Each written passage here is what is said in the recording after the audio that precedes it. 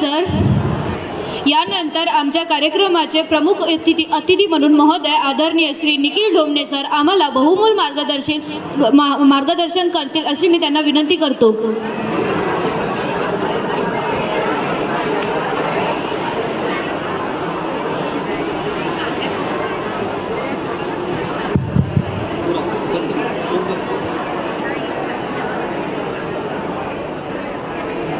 Hello, आवाज येतोय मागे? क्लिअर? ओके. सर्वात आधी माननीय अध्यक्ष महोदय, मंचावर उपस्थित सगळे पाहुणे मंडळी, माझे शिक्षकवृंद तसेच सगळे विद्यार्थी मित्रांनो, हा जो मी आता जेवढा बोललो एवढा माझा पहिला स्पीच होता. मी आता ज्या मुलांना इथं भाषण देताना बघितला, खरंच प्राऊडफुल आहे की इतक्या लीडरपणे लोक बोलतात. मी 5व्या वर्गात इथं ज्यावेळी आलो नारायण जोशीमध्ये, 4था वर्ग पण मी इथंच शिकलेलो होतो आणि माझी बरी म्हणजे ओळख होती. माझी आजी इथंच होती, याला चपराशी म्हणून होती या शाळेमध्ये, त्याच्यामुळे मला ओळखायचे सगळे. आणि 5व्या वर्गामध्ये 15 ऑगस्टच्या स्पीच द्यायसाठी जेव्हा विचारलं की कोण स्पीच देणार, मी त्याआधी बडबड तर भरपूर करायचो, मला आवडते. आणि मी जस्ट हात वरती केला की म्हटलं मला भाषण द्यायचं आहे. त्यावेळी कार्यक्रम आयोजन करत होते मला वाटते हरडे सर आणि भावने सर. त्यांनी प्रॉपर माझ्याकडनं स्पीच लिहून घेतली, त्यांनी त्यांच्याकडून सुधारणा करून दिली. So all corrections were done, everything was ready. मी तयारी केली, पाठांतर केलं, भाषण जो दिवस आला आणि जस्ट त्या भाषणाच्या अर्ध्या तासा अगोदर त्यांनी माझी प्रॅक्टिस घेतली. सगळं परफेक्ट होतं. पोडियमवर त्यांनी म्हटलं की तू स्टेज समोर उभा राहा, स्टेज समोर जा. माझी इच्छा होती की नाही सर मी कागद समोर ठेवतो म्हणजे जर काही विसरलं तर लगेच बघायसाठी. त्यांनी म्हटलं ठीक आहे ओके. पण त्याच्यानंतर ज्यावेळी मी स्टेजकडे गेलो कागद घेऊन, नंतर माझ्या डोक्यात थोडासा तो आधीपासून आहे, सगळ्यांना माहिती आहे की काहीतरी विचार करायचा आणि काहीतरी ट्राय करायचं. पूर्ण लाईफ एक्सपेरिमेंटमध्ये जगतो मी, काहीतरी नवीन करून बघायचं, इनोव्हेटिव्ह स्वतःला चॅलेंज करत राहायचं. जी गोष्ट कधी केली नाही ती करून बघायची. कागद ठेवला आणि पुढे गेलो माईक घेऊन. कागद मागे राहिल्यानंतर माझ्या लक्षात आलं की माझ्यासमोर रेफरन्स काहीच नाही. स्टील सुरू केलं, पहिला स्टँजा संपला. आज 15 ऑगस्ट भारताचा स्वातंत्र्य दिन, त्याच्या पुढे शब्द झालत नाही माझा. त्या कंडिशनमध्ये हरडे सर भावने सर यांनी म्हटलं अरे मागे ये आणि तिथून बोल. मी म्हटलं जय हिंद जय भारत असं म्हणून मी निघून गेलो. सो सांगायचं महत्व की आपण कुठून सुरुवात करतो आणि आता ज्या ठिकाणी मी बोलतोय, मला इथं आल्यानंतर जेव्हा मी आपले 9वी 10वी सगळे लोक इथं बघितले त्यावेळी असं आठवलं की इथून आपण गेलेलो आहे.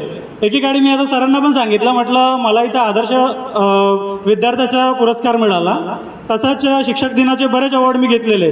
पण आज ती वेळ आली की आपण समोर बसलेलो आहे आणि आपले सगळे भाऊ बहिणी जे काही आहेत ते आपल्या समोर आहेत. यांना गायडन्स काय द्यायचा?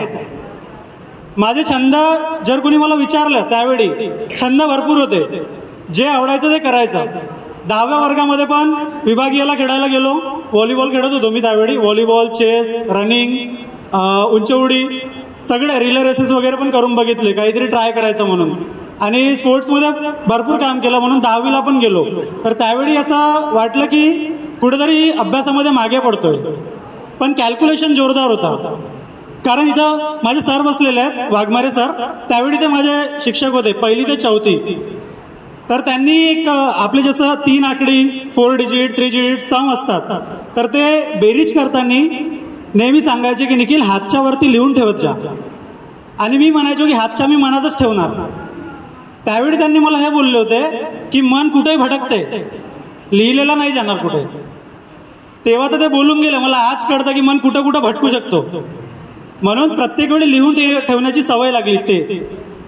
सो आता ज्यावेळी मी एखाद्या कंपनीसाठी जसं SOP क्रिएट करतो आपण, स्टँडर्ड ऑपरेटिंग प्रोसिजर वगैरे असते, त्याच्यामध्ये असं राहते की एखाद्या व्यक्तीला एखादी मशीन गाडी काही असो समजा चालवता येत नसेल, पण तरी सुद्धा त्याला आपण एक कागद असा द्यायचा की तो एक ट्रेन ऑपरेटर म्हणून त्या मशीनवर गेला पाहिजे.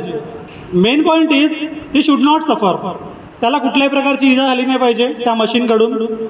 हा रेफरन्स पॉईंट जेव्हा माझे SOPs बघितले, मी जेव्हा गोदरेजला होतो, मी तिथं काम करायचो, तिथं मला विचारलं की तू SOPs एवढे स्टँडर्ड कसे बनवतो किंवा तुझे पॉईंट्स कसे मिस नाही होत, कसं उभं राहायचं, कोणते कपडे घालायचे, मशीन चालवताना प्रत्येक एक एक टीप लिहून ठेवतो, ते कसं करू शकतो. मी त्यांना तेच सांगतो, मी म्हटलं मी कधी हातच्या मनात नाही ठेवला. आपण गोष्टी कन्सिडर ज्यावेळी करतो त्यावेळी त्या इंटरप्रिट वेगळे होतात, लोक वेगळे समजतात, आपण काय बोलतो आणि पुढचं काय समजतो. त्यामुळे लिहिताना 10वीला सगळ्यात महत्त्वाचं राहतो की स्टेप मिस नाही करायचे. मला आज म्हणजे कन्फ्युजन आहे की गणितामध्ये ज्यावेळी मी मार्कशीट बघितली, मला 149 होते, तेव्हा 150 मार्कचा गणित होता. मला अजूनही कळत नाही माझा तो 1 मार्क गेला कुठं. त्यामुळे मला इथं बोलवलं की काहीतरी आपल्या लोकांना काहीतरी मोटिवेशन कर. मोटिवेशन म्हटलं तर मला स्वतः जर इकडे जेव्हा मी बसायचो, झोपायला यायचं फुल. मागचे मुलं जेव्हा मी आता बघितलं पूर्ण प्रोग्राम संपतपर्यंत लोक ऐकत आहेत, नाहीतर आमचे लोक कुठेतरी निघून जायचे, मी पण त्यांच्यात असायचो. आणि त्या लोकांचा एक डायरेक्शन राहायचा, वॉशरूमकडे जातो म्हणून एक सरळ A to B पॉईंट राहायचा, पण तिकडून रिटर्न येण्याचा मार्ग पूर्ण ब्रेड पकोडा, हा दुकान तो दुकान आणि मग इकडे असं होतं. तर त्या केसमध्ये जेव्हा मी बघितलं की आताची मुलं फारच समजदार झाली आहेत आणि तुम्ही खरंच चांगलं करणार आहे पुढे. मी थोडा वेळ जास्त बोलणार, कारण या लोकांबद्दल मी बोलायला गेलो तर मला 1 तास 2 तास पूर्ण दिवस कमी पडणार. त्यामुळे इन स्पेसिफिक मॅनर एक थोडं पर्टिक्युलर काहीतरी बोलायचं, त्याच्यासाठी म्हणून काहीतरी मुद्दे लिहून ठेवलेले. शाळेबद्दल सांगायचं म्हणजे आपल्या टीचर्सबद्दल जेव्हा आपण बोलतो, एखाद्या शाळा काय आहे, शेवटी आपण विद्यार्थी, शिक्षक या लोकांनी बनलेली शाळा. पण ज्यावेळी आपण विचार करतो की या शाळेकडून आपण काय शिकलो, महत्त्वाचं हे आहे की आपण काय बनलोय पुढे. सगळेजण आपल्याला जेव्हा आपण पुढे जातो त्यावेळी आपले शिक्षकवृंद आपल्याला बघतात, तर त्यांच्या मनात हे असतं की हा काय बनला. 5व्या वर्गाची जेव्हा गोष्ट होती, आमच्याकडे त्यावेळी बुधे सर म्हणून होते, चिंचखेडे सर होते, आता रिटायर्ड झालेत. तर पहिला मार मी खाल्लेला बुधे सरांचा शुद्ध लेखनासाठी. त्याच्यानंतर चिंचखेडे सर यांच्यात एक जोरदार एक्झाम्पल आहे. म्हणजे मी इमॅजिन नाही करू शकत, त्यावेळी जेव्हा इंग्रजीचा वर्ग सुरू होता, हार्डली 2रा किंवा 3रा क्लास असेल, I was sitting on I think 3rd bench. 3ऱ्या बेंचवर होतो. त्यांनी ॲमचा अर्थ काय म्हणून विचारला. ॲम त्यांनी शब्द लिहून दिले होते, इज म्हणजे आहे, ॲम म्हणजे आहे, सगळं लिहून दिलं होतं. आणि मला म्हटलं ॲमचा अर्थ काय. माझी वेळ आली आणि मी उभा झालो. मी म्हटलं सर ॲम म्हणजे आहे. त्यांनी मला विचारलं स्पेलिंग काय, स्पेलिंग बताव. आता स्पेलिंग विचार केला की ए वरून ॲम असं जुळेल काहीतरी, तर मी म्हटलं AM. मला वाटलं ते अजून बघत होते, मला वाटलं अजून संपायचंय. कुणीतरी मागून बोलला वाय, मी पण बोललो वाय. तो वाय एवढा जोरात पडला कानावर, तेव्हा समजलं की नाही, आपण आता कुठेतरी पुढच्या वर्गात आलेलो आहे, आपल्याला आपली तयारी तशी ठेवावं लागेल. पण हे जे छोट्या छोट्या गोष्टी त्यावेळी शिकलो. कधी कधी वाटायचे की एवढे 40-40 शब्द, 50-50 शब्द आपण कसे पाठांतर करणार. पण जेव्हा आपण जसे जसे प्रोफेशनल कोर्सेसमध्ये जातो तर त्याचा लोड हा वाढत जातो, तर त्याची सुरुवात ही तेव्हापासून होते. त्यामुळे ते लक्षात ठेवावं लागतं. आपल्या शाळेचा स्ट्रक्चर असा आहे, तुम्ही मॅन टू मॅन मॅनेजमेंट जर कुठं शिकता तर सर्वात आधी ते आपण शाळेत शिकतो. आपण ज्यावेळी 1ली ते 4थीत राहतो तेव्हा आपलं गाव आणि आपल्या गावाच्या आजूबाजूचे 1-2 गाव असे लोक आपल्याला भेटतात. त्याच्यानंतर जेव्हा आपण 5व्या वर्गात जातो, परत थोडासा डिस्टन्स वाढतो, दुरून लोक येतात. आणि जेव्हा आपण 8वी, 10वी, 11वी याच्यामध्ये जेव्हा आपण जातो आणि परत पुढे प्रोफेशनल कोर्सेसमध्ये जातो, आपण जेवढ्या वेगवेगळ्या प्रकारच्या लोकांना आपण भेटतो, त्या लोकांकडे आपण शिकतो मॅन टू मॅन मॅनेजमेंट.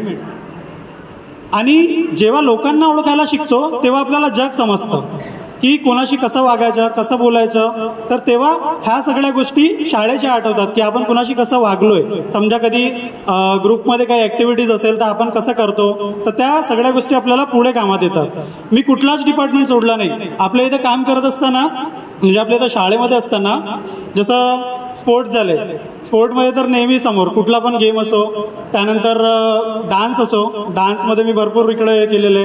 त्याच्यामध्ये सगळ्यात चांगलं मला आता ऑफिसमध्ये दिसलं एक मोमेंटो आहे मोठा.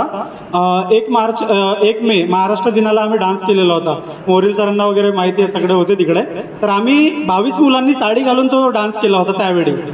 आमच्यासाठी ते नवीन होतं, पण आमचे सर बोलले की हे जर केलं ना तर तुम्ही कुठंच नाही घाबरणार म्हणे. आणि मी त्याच्या फ्रंटमध्ये होतो त्यावेळी. तर तो आम्हाला कलेक्टर ऑफिसमधून त्यावेळी फर्स्ट प्राईज मिळाला होता जिल्ह्यामध्ये. तर तो एक चांगला क्षण होता आमच्यासाठी. त्याच्यानंतर आता जे ॲक्टिव्हिटीज बळजबरी करून घेत आहेत ते करायची खरं तर गरज नको.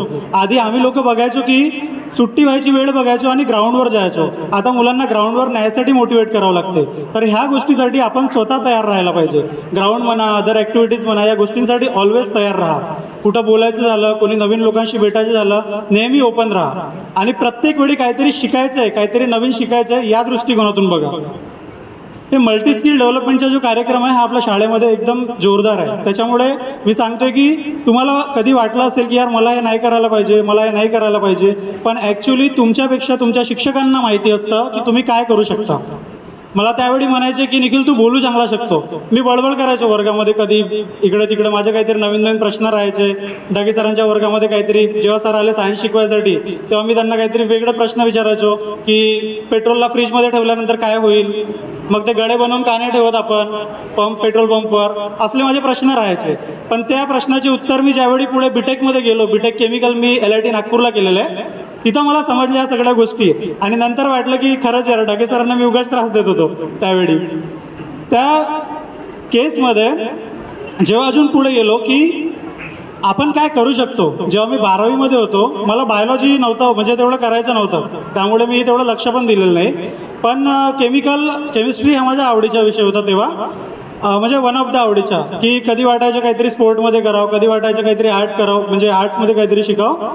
पण मी नंतर सिलेक्ट केलं की म्हटलं चला केमिकलमध्ये काहीतरी नवीन आहे, करून बघू.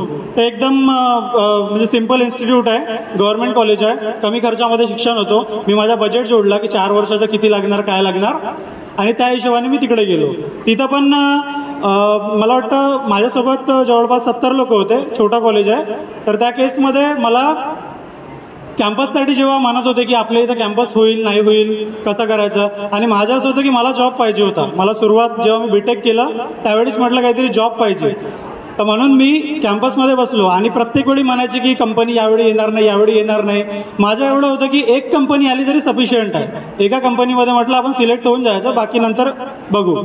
तर अनफॉर्च्युनेटली फियाटमध्ये ज्यावेळी मी इंटरव्ह्यू दिला, फियाट पुणे, तर त्या ठिकाणी माझं झालं नव्हतं. त्यांना फक्त मुलीची रिक्रुटमेंट करायची होती. आणि सेकंड मग गोदरेजमध्ये मी असिस्टंट मॅनेजर म्हणून काम केलेलं.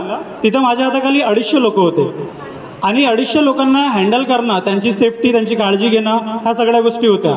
तर तेव्हा मला असं वाटतं की असिस्टंट मॅनेजर हा एक मी जसा बनलो, तर माझ्या केसमध्ये मी जेव्हा माझ्या शिक्षकांना बघतो ते तर आपले रोजचे मॅनेजर आहेत, असिस्टंट नाही तर जनरल मॅनेजर सुद्धा. तुमच्या एक प्रोग्राम अरेंज करण्यासाठी त्यांना किती मेहनत करावं लागते हे तुम्ही विचार करा.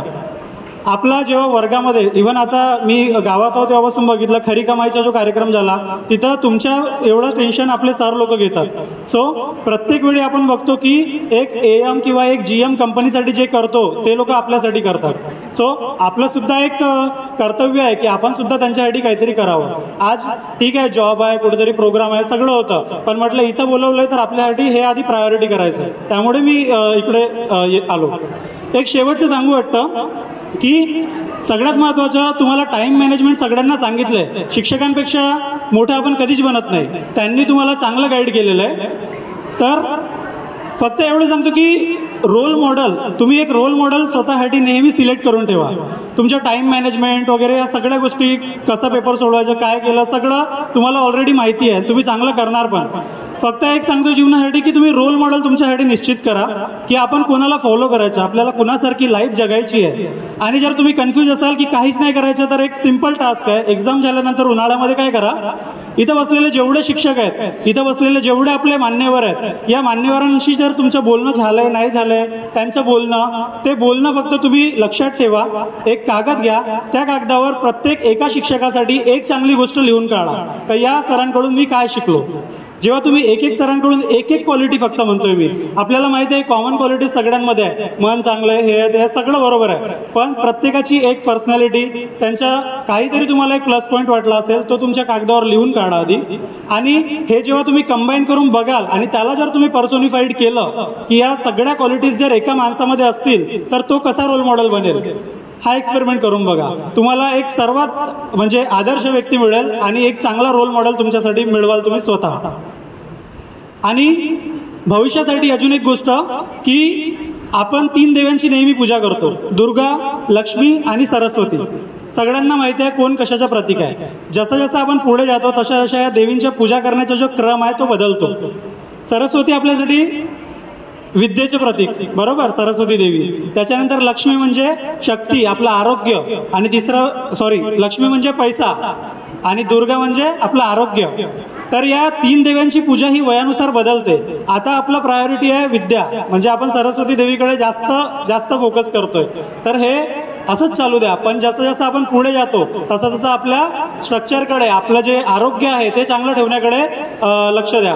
आणि त्याच्या पुढे येईल तुमच्या मनी मॅनेजमेंट. आतापासून शिका, जे पैसे येतात ते कुठं कसे खर्च करायचे, आणि त्यानुसार पुढे जा. सो ऑल द बेस्ट सर्वांना. गुड लक. थँक्यू.